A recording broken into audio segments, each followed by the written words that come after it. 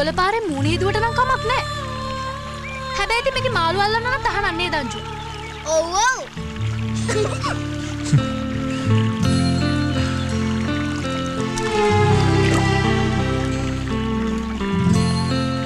මං හිතුවේ නෑනේ මේ පාළු දොළ පාරට අයිතිකාරයොත් ඇති කියලා.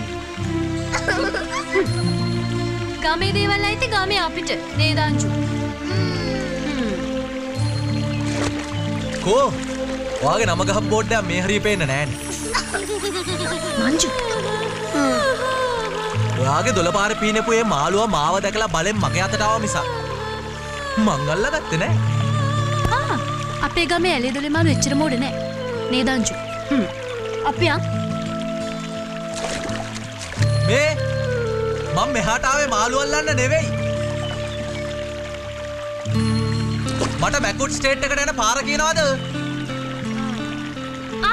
ඔය ආපු පාරෙම තව ටිකක් ගිහින් වමට හැරිලා නෑ දකුණට හැරිලා කෙලින්ම යන්න. මේ අජය කක්කා.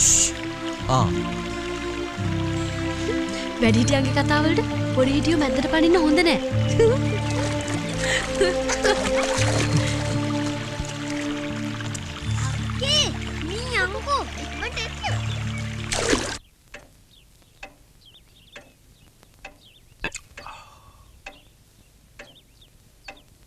කෑම ලෑස්ති හාම මහත්තයා.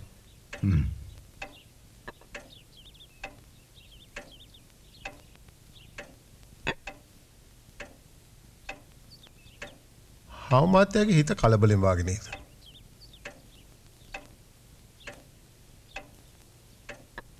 සුදු බේබිව තනියම මහ බංගලාවට නොයවන්නයි තිබුණේ.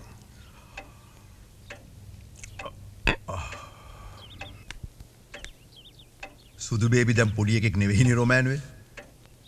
ඒකම තමයි හාම මහත්තයා මාත් මේ කියන්නේ.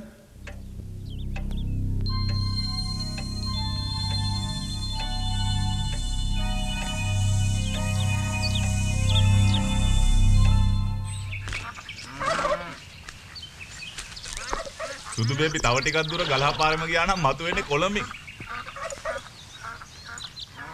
කලින් මතකට එන්නේ නැති. කාගෙන් හරි පාර හැව්වා නම් ඉවරයිනේ.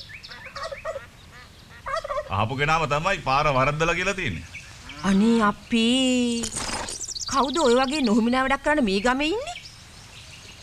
පුංචි ඒව ටිකක් එක්ක නටනටා හිටපු නැට්ටිච්චෙක් කියලා කියන්නේ.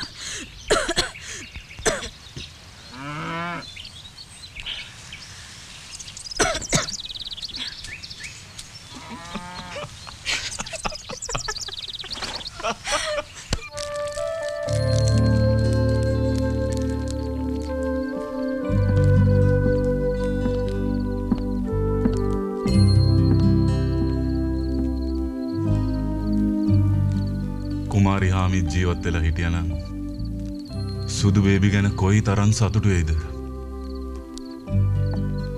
අම්මා ජීවතුන් අතර නැහැ කියලා මට දැනෙන්නේ නැහැ පියදාස.